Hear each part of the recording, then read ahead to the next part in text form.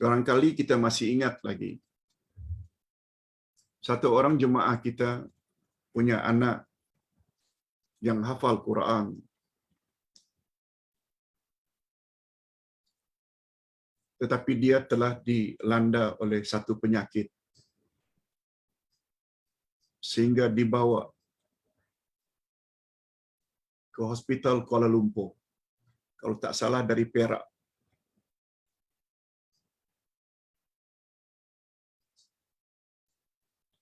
Sekarang yang sebelumnya stroke, sekarang tangannya sudah boleh bergerak, alhamdulillah.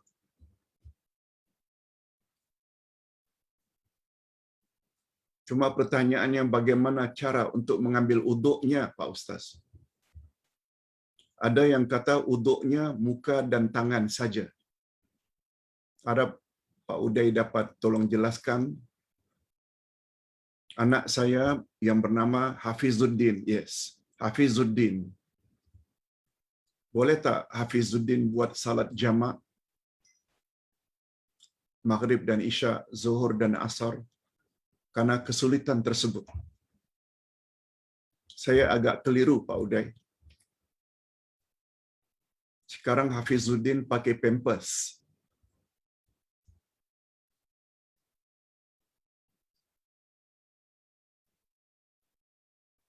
Hafizuddin tidak boleh bergerak kakinya. Hanya tangannya saja yang dapat bergerak. Okey. Pada Puan Norsita, kalau tak salah, yang anaknya Hafizuddin, umurnya sekitar 18 tahun, keadaannya macam ini. Begini Puan, Ustaz selalu ulang-ulang, Islam agama yang mudah. Islam tidak hanya mempunyai hukum azimah, hukum asal, tapi Islam juga ada hukum rukhsah, yaitu kelonggaran, keringanan. Allah Subhanahu wa taala dalam ayat 184 185 dari surah Al-Baqarah menyebut, A'udzubillahi minasyaitonirrajim. Yuridullahu bikumul yusra wa la yuridu bikumul usra. Allah menginginkan kemudahan bagimu dan Allah tidak menginginkan menyusahkan kamu.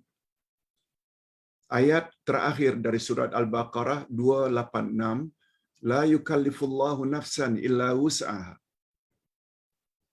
Allah tidak memberatkan manusia kecuali apa yang dia termampu. Ayat 15 dari surat At-Taghabun, fattaqullah mastata'tum. Bertakwalah kamu kepada Allah apa yang kamu termampu. Kesimpulannya, bagi orang yang sakit, dia boleh jamak. Jamak dan qasar dua yang berbeza. Qasar dibolehkan hanya sempena traveling, safar atau perjalanan jauh.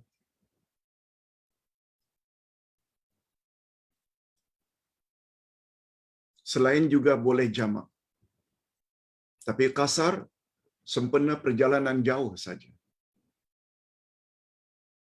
Tetapi jamak bukan hanya sempena safar. Boleh jika karena takut. Boleh jika karena hujan. Boleh jika mengalami kesulitan. Jadi apa yang Hafizuddin hadapi ini, itu ada kaitannya dengan kesulitan. Nabi Muhammad sallallahu alaihi wasallam pernah bersabda, Rasulullah sallallahu alaihi wasallam pernah melakukan salat zuhur dan asar di Madinah. 4 Zuhur 4, asar 4 di Madinah. Bukan karena safar, bukan karena takut, bukan karena hujan. Lalu orang yang sangat dekat dengan baginda Rasul sallallahu alaihi wasallam, yaitu Abdullah ibnu Abbas radhiyallahu anhuma, ketika ditanya, "Mengapa baginda buat begitu di Madinah? Padahal tidak safar, tidak takut, tidak hujan. Mengapa buat zuhur 4, asar 4 jamak? Mengapa buat maghrib 3, isyak 4 buat jamak?" Abdullah bin Abbas radhiyallahu anhu hanya menjawab, "Karena Nabi tidak mau menyusahkan umat." Ustaz ulang jawaban Nabi, karena Nabi tidak mau menyusahkan umat. Daripada riwayat inilah para ulama mengatakan, apabila kita dalam kesulitan seperti kesulitan yang dialami oleh Hafizuddin dalam pakai pampers, susah nak beruduk, maka untuk kes seperti ini dibolehkan. Sebab bila kaki sudahlah tak dapat digerakkan kecuali tangan, memang menyulitkan bila setiap masuk waktu ambil uduk lagi, hanya salat masing-masing. Dalam hal ini boleh dijamakkan karena kesulitan. Sebagaimana Ustaz pernah beri pandangan, bila ada walimah, kita melayan tetamu yang bertali arus dari jam 12 sampai jam 6. Bila masuk waktu zuhur, umpamanya jam 1:30 atau jam 1:15, suami masuk dulu, salat zuhur 4, asar 4. Selesai, gantian isteri pula zuhur 4, asar 4. Kemudian langsung melayan tetamu yang datang.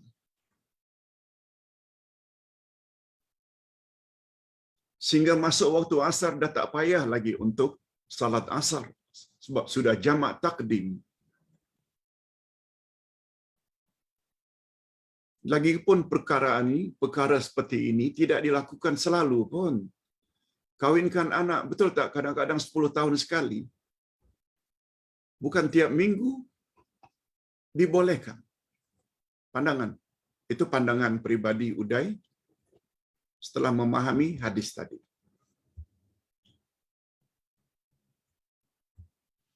Adapun pertanyaan boleh tak beruduk hanya muka dan tangan?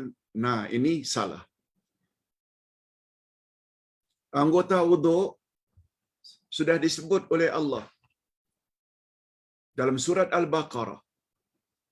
Bila kamu akan mendirikan salat, hendaklah kamu basuh mukamu, basuh tanganmu hingga ke siku, usap atau sapu kepalamu, dan basuh kakimu. Ini minima 4 ini rukun. Yang lain-lain itu semua sunat.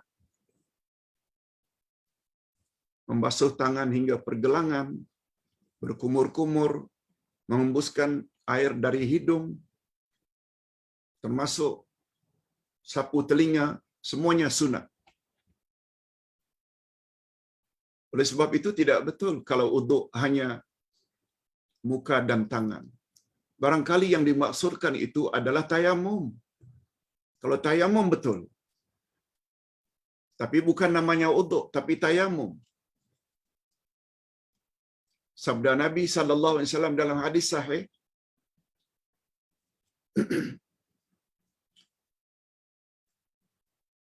bila kamu ketiadaan air atau kamu tidak dapat menggunakan air karena sakit,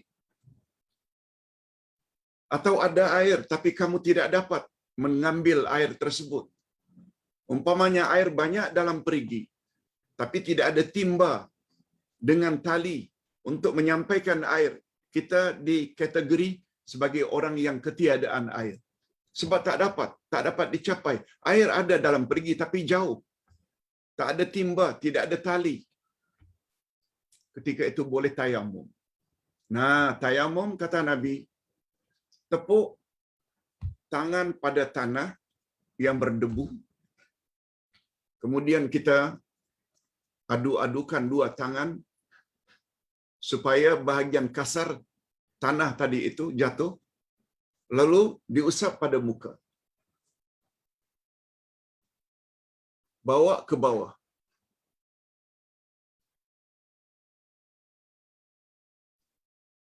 Ini namanya sapu muka. Kemudian tepuk sekali lagi.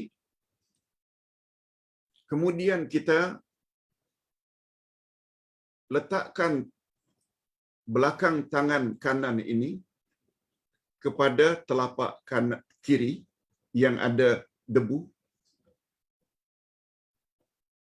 Belokkan untuk ibu jari. Sebaliknya, tangan kiri yang belum kita tayamum, buat pada tangan sebelah kanan. Kemudian kita belokkan untuk menyapu ibu jari, belakang ibu jari. Selesai. Jadi yang dimaksudkan anggota yang perlu disapu adalah muka dan tangan, adalah tayamum, bukan uduk. Dan tayamum, kata Nabi, hanya sampai pergelangan, bukan sampai ke siku. Siku itu untuk uduk. Sedangkan untuk tayamum, cukup sampai pergelangan saja. Malah ada hadis yang menyebut, cukup dengan satu tepukan di atas tisu yang telah kita letakkan debu, cukup sekali untuk dua anggota sekali. Muka, lalu tangan.